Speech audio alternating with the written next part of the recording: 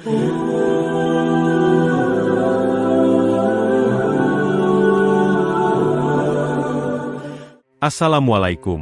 warahmatullahi wabarakatuh. Sahabat Mumtana, hari ini saya akan menceritakan kisah seorang anggota TNI yang dikeroyok oknum polisi. Sebelum menyimak kisah selengkapnya, saya sarankan untuk menulis sholawat kepada Nabi di kolom komentar. Semoga sholawat kita menjadi penolong kita kelak di padang mahsyar. Kami doakan semoga kalian mendapatkan rezeki yang barokah dan diberi kemudahan oleh Allah Subhanahu wa Ta'ala dalam menjalani kehidupan sehari-hari. Lampu jalan di kota Merdeka redup, hanya beberapa kendaraan yang melintas. Di sebuah perempatan, beberapa anggota polisi lalu lintas sedang mengadakan razia. Seorang prajurit TNI bernama Kapten Aldi Pratama baru saja pulang dinas. Saat melintas, ia dihentikan oleh seorang polisi. "Surat-suratnya, Pak," kata polisi itu dengan nada datar. Aldi dengan sigap mengeluarkan SIM dan STNK-nya. Namun, ekspresi polisi itu berubah. Matanya menyipit, seolah mencari-cari kesalahan.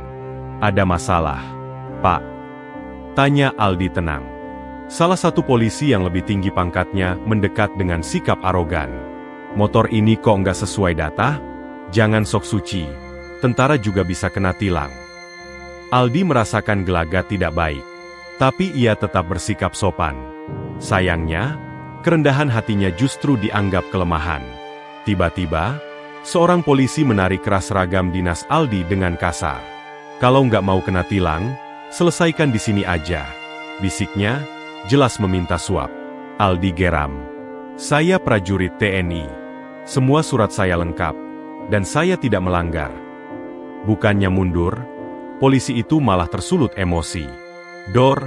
Sebuah pukulan keras menghantam wajah Aldi. Dia terhuyung, tapi belum sempat membalas, 4 polisi lain langsung menyerbu.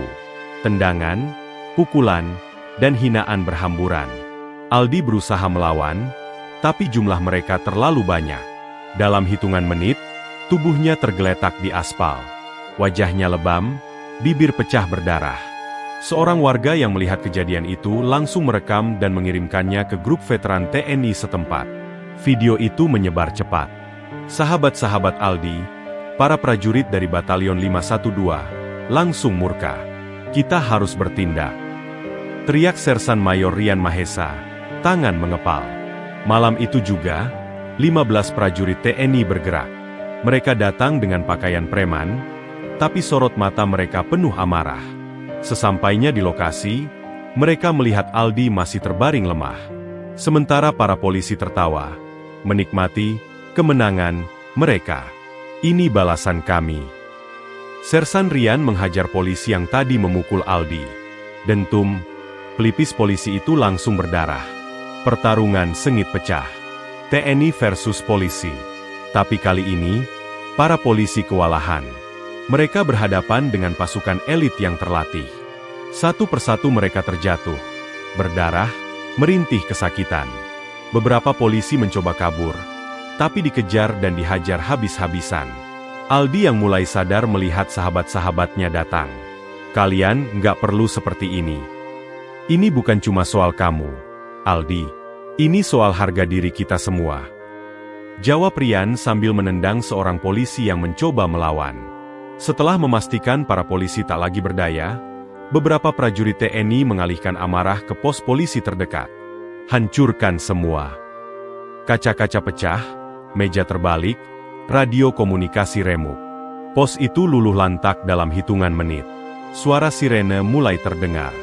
Bantuan polisi datang. "Kita pergi. Biar ini jadi pelajaran buat mereka." Mereka membawa Aldi pergi sebelum bantuan tiba. Keesokan harinya, video kekerasan itu viral. Masyarakat terbelah. Ada yang mendukung TNI, karena polisi terlihat memulai keributan. Ada yang mengecam, karena balas dendam hanya memperkeruh keadaan. Petinggi TNI dan Polri pun turun tangan. Pertemuan darurat digelar. Tapi di balik layar, para polisi yang dipermalukan menyimpan dendam. Para prajurit TNI juga siap tempur lagi jika diperlukan. Malam itu, di sebuah rumah sakit, Aldi terbaring sambil memandang langit-langit. "Ini belum selesai, kan?" tanyanya pada Rian. Rian menghela napas. Enggak, Aldi. Ini baru awal.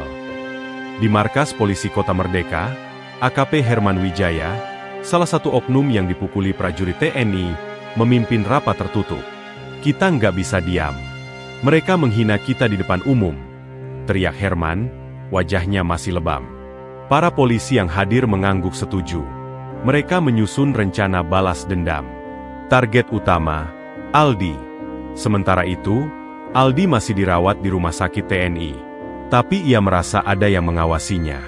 Rian, ada yang aneh, bisik Aldi saat Sersan Mayor Rian Mahesa menjenguk.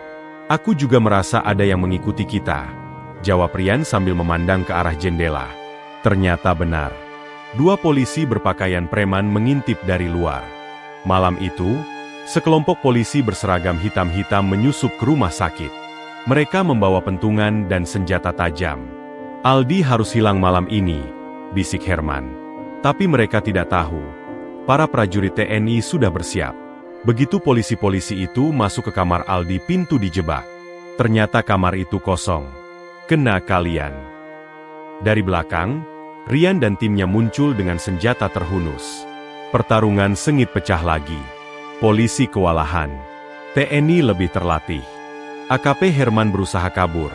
Tapi Aldi, yang ternyata bersembunyi di balik pintu, menghadangnya. Kau pikir kami tidak waspada? Aldi mendorong Herman ke dinding. Ini sudah keterlaluan. Kita sama-sama pelindung negara, bukan preman. Sebelum situasi semakin panas, suara sirene memecah kesunyian. Kapolda dan Danrem datang bersama pasukan. Berhenti. Ini bukan cara menyelesaikan masalah, teriak Kapolda. Kedua pihak akhirnya dipisahkan. Esok harinya, rapat tertutup digelar di markas Kodim.